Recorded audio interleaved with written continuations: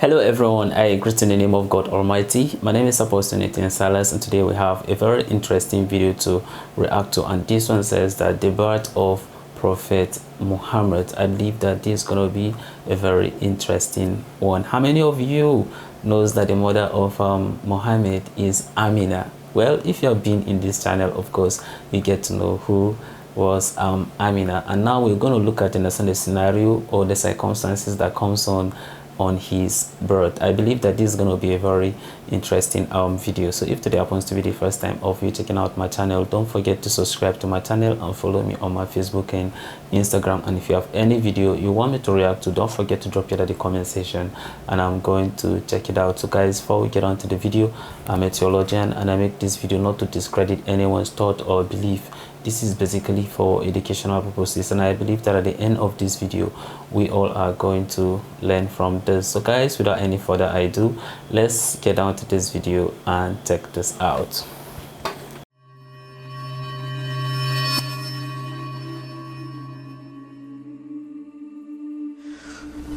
Let us now move on to the issue of the birth of the Prophet ﷺ. We spoke about Abdul Muttalib and his ancestors. We now get to the Prophet's direct and immediate parents, and these are of course Abdullah and Amina. Abdullah and Amina, both of them, we have but a few lines about their life and times. We have very little about them for a number of reasons.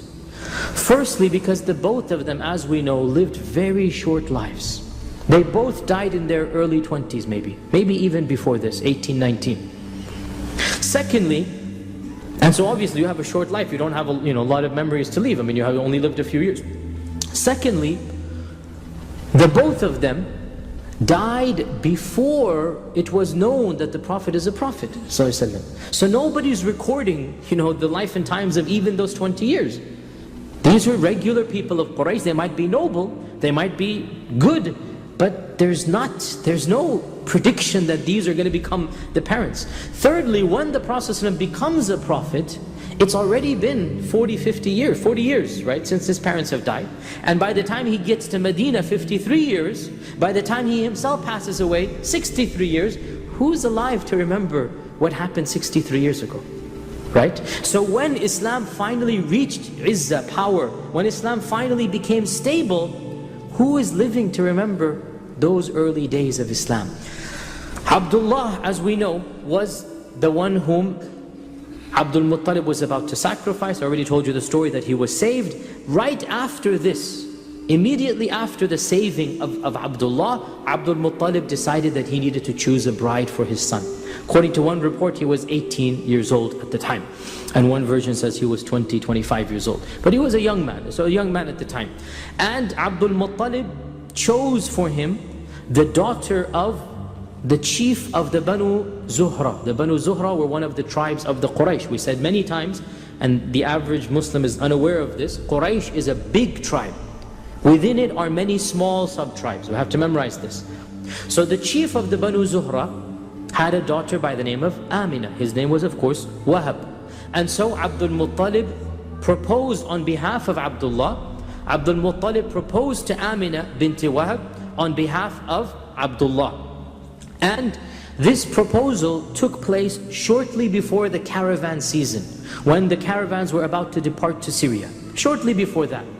And so Wahab agreed to marry his daughter to the son. So they were both chieftains, right? And so when you're the son of a chieftain, you want to marry the daughter of a chieftain. Abdul Muttalib is the chief of the Banu Hashim, and the chief of the Banu Zuhra is Wahab. And so the daughter of Wahab, Amina, and the daughter of Abdul Muttalib, Abdullah, they agreed to get married.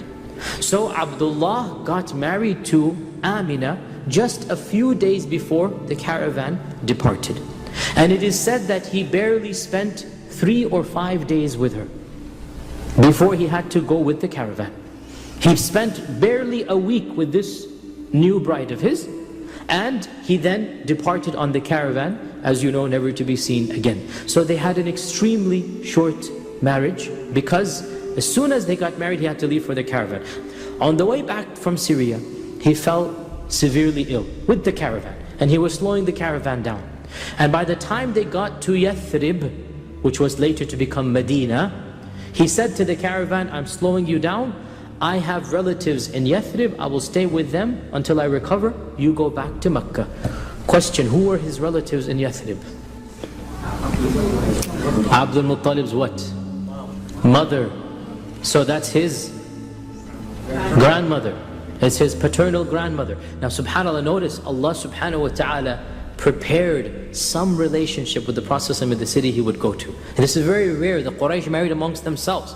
It's very rare for them to go to, out of nowhere. Yathrib is not a city that is common for them, right?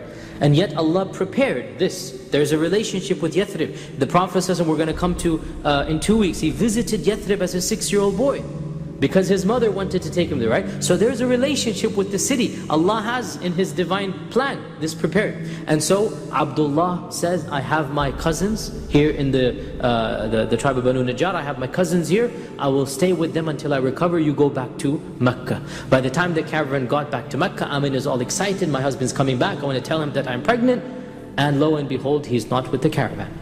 So most likely Abdullah did not even know that Aminah was pregnant. In fact, if we believe this version of the event, which is Ibn Sa'd, he could not have known because he was only with her for 4 days. So by the time the caravan comes back, she is told that he is sick and he should be coming in a few weeks after he recovers. And then the next news comes that he has in fact passed away in Yathrib. Whatever the sickness was, we don't know. He had passed away at a very young age, 22 years old. He passes away and he is buried somewhere over there. Nobody knows where he is buried. Nobody has ever discovered this, nor can anybody do it now, but he's buried somewhere in Yathrib. So Amina becomes a widow at the age of 18, 19, young age, maybe even younger than this, carrying the offspring of Abdullah. And the Prophet ﷺ is born in the famous year of the elephant. Pretty much we are confirmed now 2 things. The year of the elephant and a Monday. Okay, what is the year of the elephant? Difficult to date because we don't have any type of chronicles of the Abyssinians and what they did. But by and large, piecing together various factors that are beyond the scope of this, majority of historians say this corresponds to 570 of the Christian era. 570 of the Christian era. 570 CE, the Prophet ﷺ was born. Ibn Ishaq mentions that the Prophet ﷺ was circumcised on the 7th day. Pause here for a while. Later books, 7 centuries later, mention he was born uncircumcised. The first book mentions, factually, matter of fact, that his grandfather circumcised him on the 7th day. And this is, subhanAllah, there's nothing wrong with this. He is a normal child, born of a normal marriage, a normal birth. And so his grandfather circumcised him on the 7th day, and his grandfather Abdul Muttalib held a feast for him, and his grandfather chose the name Muhammad, which was a unique and unusual name. Some scholars say that this was an unknown name to the Arabs. And one group of scholars says, well, it was known, but it was not common. And this seems to be the stronger opinion. Because there are people whose references we have, whose name was Muhammad. But it was a very uncommon name. And there was nobody in Mecca by that name. Nobody in Mecca. So when people asked Abdul Muttalib, why are you calling him by a name that nobody knows? Nobody's heard of. Why don't you call him one of your standard names of your fathers and forefathers? He said, I want him to be praised by the people of the earth as I want him to be praised by the people of the heavens. Muhammad means the one who is praised. I want him to be praised by the people of the earth as I want him to be praised by the people in the heavens. And when the Prophet ﷺ was born, the news spread amongst the Quraysh, and Abu Lahab, who was later to become an enemy, at this time of course he is an uncle, and of course he's always going to remain an uncle, but at this time he is not an enemy. Abu Lahab, who was one of the older uncles, by the way, because remember, there were 10 brothers, and Abu Lahab was born of another mother, no other full brother. Abu Lahab did not have any full brother. Abu Talib and Abdullah were full brothers, and others were full brothers. Hamza and others were full brothers. Hamza and Safiya were full brother and sister. Abu Lahab was his own. He didn't have any full. He was much older.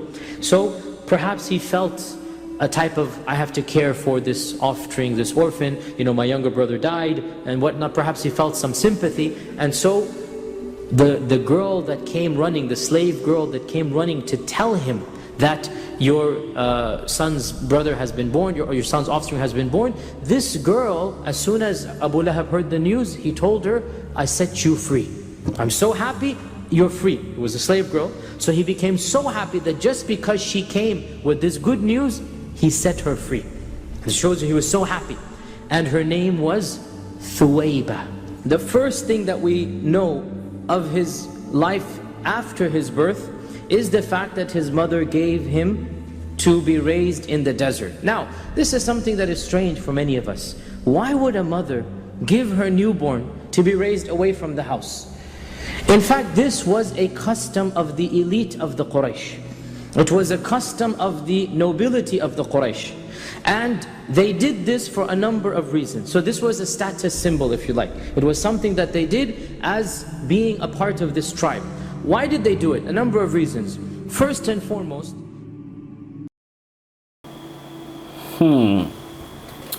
Wow, that's a very interesting video, learning about the circumstances and then some of the things that transpired when Prophet Muhammad was given birth by his mother Amina. Of course, as we listen to this video, we learned that when the mother got married to the father, they were about to traveled, and then that's when they went to Syria. But then before then, they tried to have this kind of shall I say emergency or a very quick marriage. And then so what happened is when they did the marriage, after that then the father in a sense went to Syria. So Amina was hoping that she became pregnant, even though the father did not know. But then on his way back, he decided that he wanted to stay at Yathrib, that he was not feeling too well, so he allowed some of them in a sense to go, and then he decided to remain at Yathrib. Thus he was a courage, and then from there he stayed there, and then after some time a news was sent to Amina that he is dead. So it means that the father did not even know that he even have a son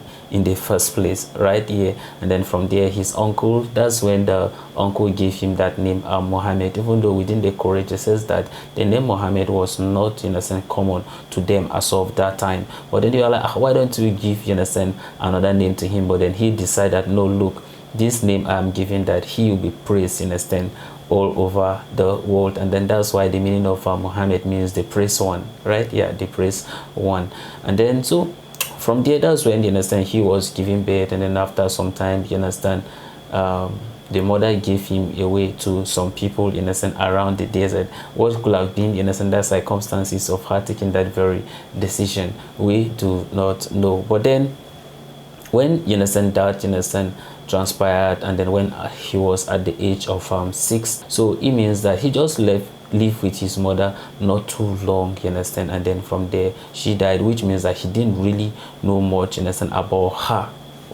Well, per se, that's my own opinion. But then if you look at, understand, to the video I reacted to, that was some few days ago, I was talking about Prophet Muhammad, in a sense, traveling to Syria, and then therefore the Christian priest, in a sense, declare his prophethood before the Roman soldiers, in a sense, were trying to maybe kill him or some. Before, from there, the priest told the uncle to take him back to Medina so that he could be able to like prevent them, in a sense, from killing him. That's when he was a kid. Now, listening to some of these, in a sense, circumstances of what happened, in a sense, at the course of his birth, and then how while he was traveling back, and then he reached, in a sense, that Yafra, and then from there he started crying. So when they were asking him like, why is he crying, he was like, he's just remembering, understand, the death of his mother and all those things. So which means that he technically, in a sense, have a relative that maybe people didn't tend to emphasize more, in a sense,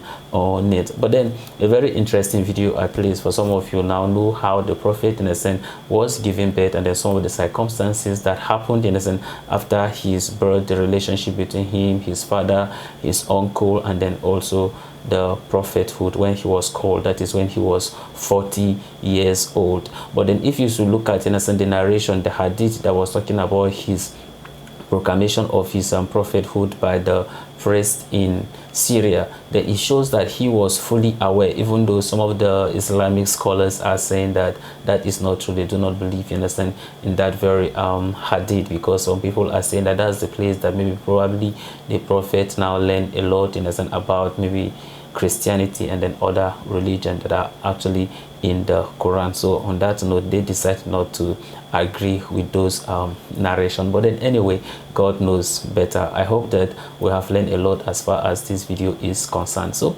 this is the end of my video. If you like my reaction, you should like, share and subscribe. And if you have any video you want me to react to, don't forget to drop it at the comment section and I'm going to check it out. So guys, your thought and opinion are all welcome at the comment section, and then may God bless you as you do so. So goodbye, and I see you in my next video.